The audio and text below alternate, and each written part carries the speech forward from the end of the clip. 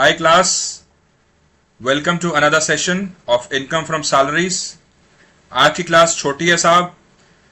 आज हम लोग सिर्फ लास्ट सेगमेंट ऑफ 17.1 सैलरी की डेफिनेशंस करेंगे, जो कि दो चीजें हैं जिसके अंदर में 80CCD और 80CCH से रिलेटेड।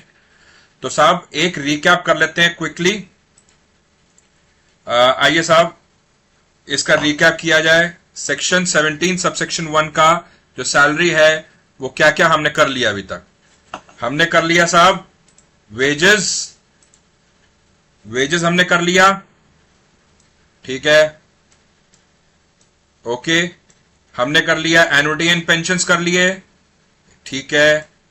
हमने लीव इनकैशमेंट कर लिया, ठीक है। हमने प्रोविडेंट फंड कर लिया, ठीक है।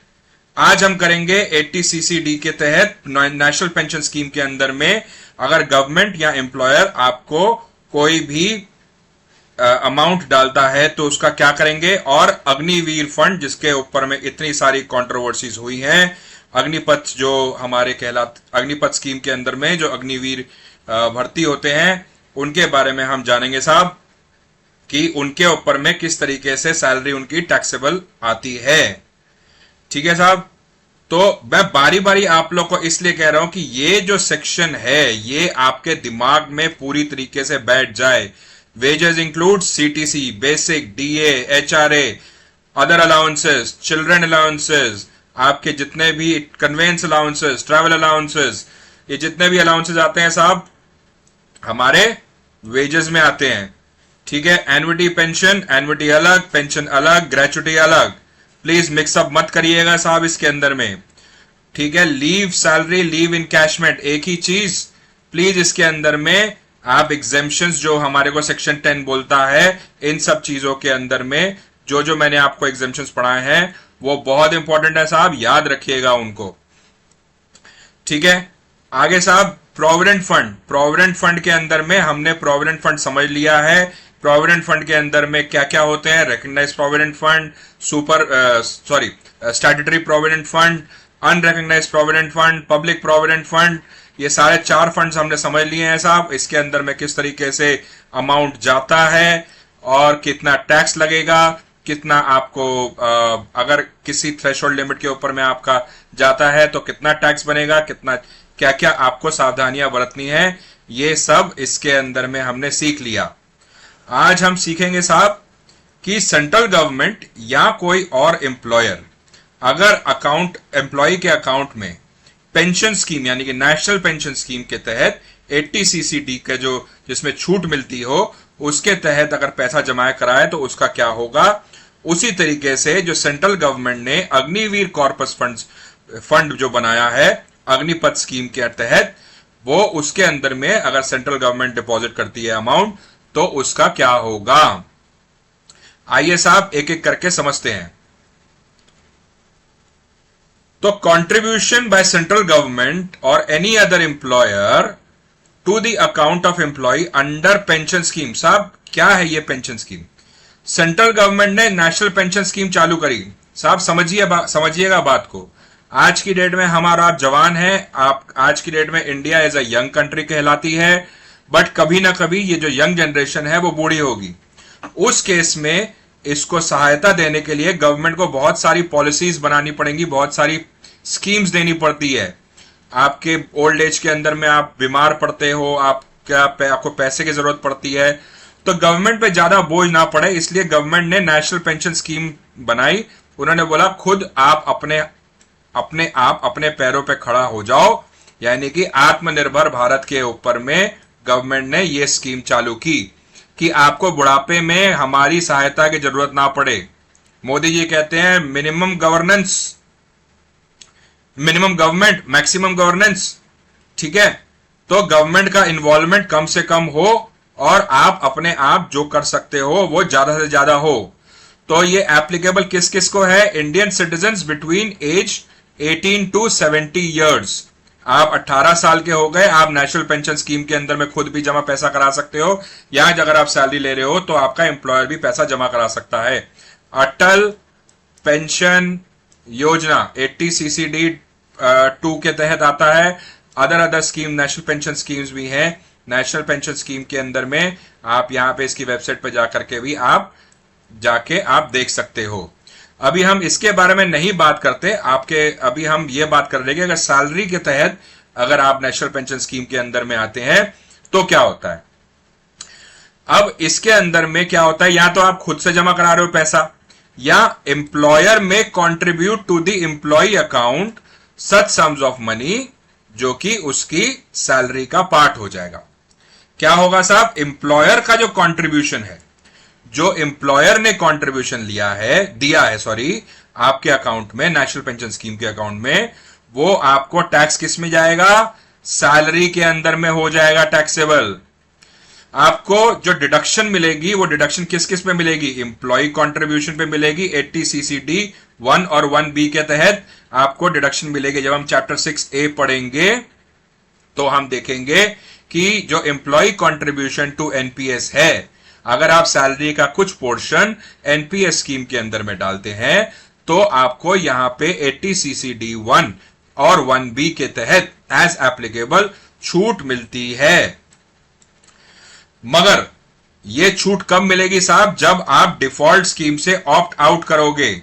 यह आपको तभी मिलेगी, नहीं तो भोगबाड़ी।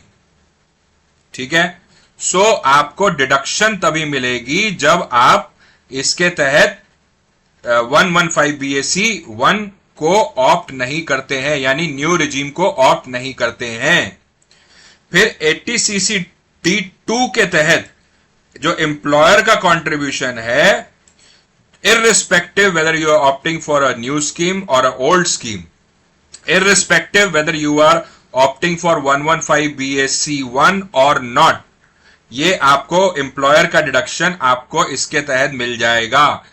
जो हम लोग चैप्टर 6 से पढ़ेंगे उसके अंदर में डिटेल्स इसके बारे में और पढ़ाया जाएगा। फिर contribution by central government in previous year to Agniveer corpus fund.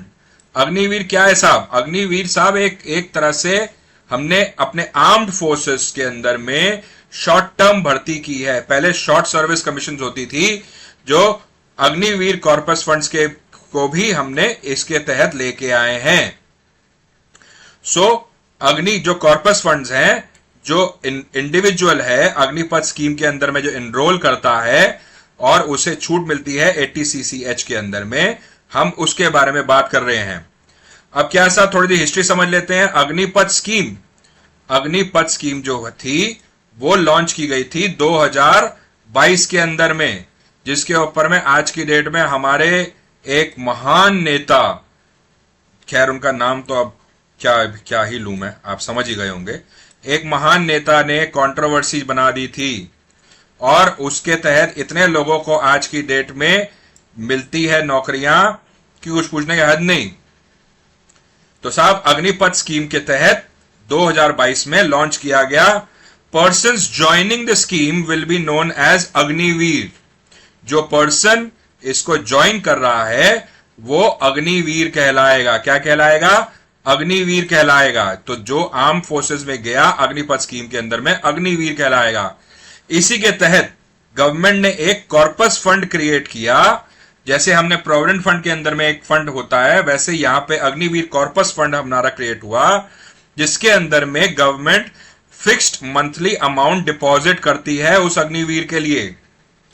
ठीक है साहब, अमाउंट्स बाद में, अभी ये समझिए साहब, fixed monthly amount is deposited by the government into this fund, और अग्निवीर को भी कुछ अमाउंट इसके अंदर में डालना पड़ता है। जैसे प्रोविडेंट फंड कटता है वैसे अग्निवीर का यहां पे अमाउंट कटता है। तो कल को आपको रिटायरमेंट के टाइम पे ये अमाउंट सारा का सारा पैसा दिया जाता है। Interest accumulated in this fund is from the interest bearing section of the public account head. जो गवर्नमेंट पब्लिक अकाउंट हेड के तहत इंटरेस्ट पे करती है, उसी के तहत इंटरेस्ट यहां पे कैलकुलेट होता है।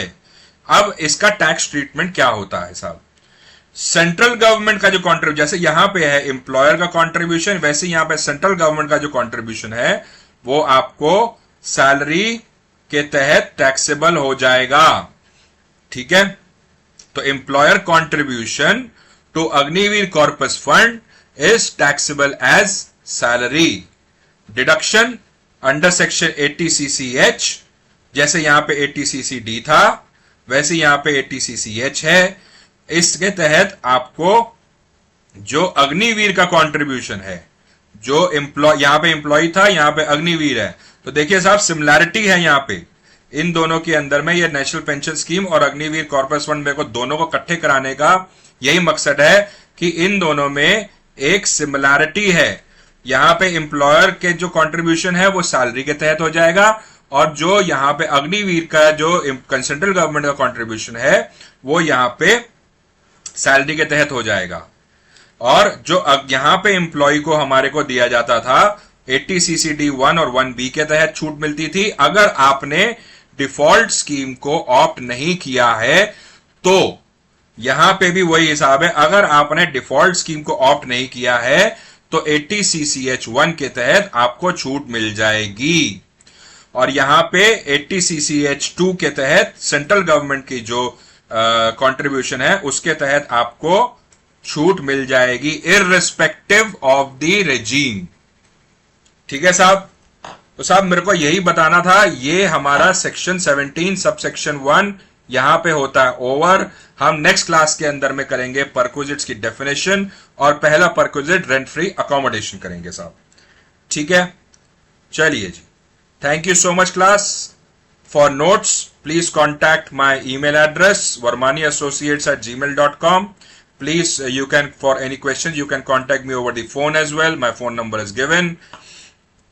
And for all accounts and tax related consultancy, please use these two forums. चलिए साहब, thank you so much. Please like, subscribe to my channel. Bye.